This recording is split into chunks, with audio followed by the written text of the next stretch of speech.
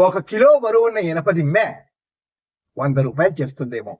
దాన్ని గుర్రపు నాడాలుగా మార్చితే 500 రూపాయలు వస్తాయేమో. ఆ ఇనప ముక్కని సూదులు, మేకులు, స్క్రూలుగా మార్చితే దాదాపు 3000 రూపాయల వరకు సంపాదించవచ్చు. ఇనప షీట్లుగా మార్చితే స్టీల్ అల్మారాలు తయారు చేసుకోవచ్చు. 10,000 రూపాయల వరకు సంపాదించవచ్చు. కాస్ట్లీ గడియారాల్లో ఉపయోగించే స్ప్రింగ్లుగా మార్చితే లక్షల రూపాయలు సంపాదించవచ్చు. ఇదంతా ఆ ముడి ఇనుము మీద ఆధారపడి ఉండదు. ఆ ముడి సరుకులను నువ్వేం చేస్తావు అన్న దాని మీద ఆధారపడి ఉంటుంది. ఆ ఇనప దిమ్మెకు ఏ విలువ ఉందో అంతే విలువ నీకు కూడా ఉంది.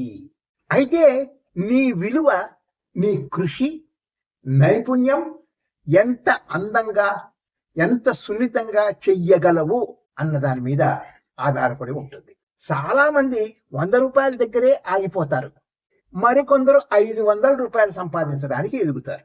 ఇంకొందరు తమను తాము మధించుకొని కొత్త ఆలోచనలతో, కొత్త ఊహలతో ఆ ఇనుప దిమ్మెలో ఇంతకుముందు ఎవ్వరూ చూడని కొత్త విలువల్ని కనుక్కోవడానికి ప్రయత్నం చేస్తారు. ఇప్పుడు మిమ్మల్ని మీరు ప్రశ్నించుకోండి, మీరు సరికొత్త ఆలోచనలతో మారదలుచుకున్నారా, లేదా నిరుపయోగంగా ఉండే ఇనప దిమ్మెలుగానే ఉండిపోదలుచుకున్నారా?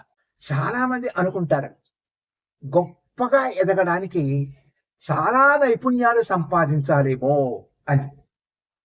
అంతేకాదు కొంచెం అదృష్టం కూడా కలిసి రావాలి అని కూడా. కానీ గొప్ప స్థాయికి చేరడానికి ఒక మంచి ఐడియా ఉంటే చాలు. ఆ ఐడియాని ఎలా ఉపయోగించాలో కూడా తెలుసుకోవాలి.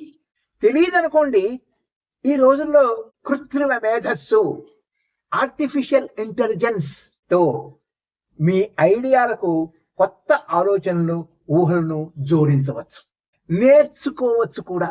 ఆర్టిఫిషియల్ ఇంటెలిజెన్స్ వాడడానికి ఇంగ్లీష్ భాషే కావలసిన అవసరం లేదు. మీ మాతృభాషలో మీకు కావాల్సింది దానికి అర్థమయ్యేటట్లు చెప్పండి. అది చాలా విలువైన సూచనలు, సలహాలు ఇస్తుంది.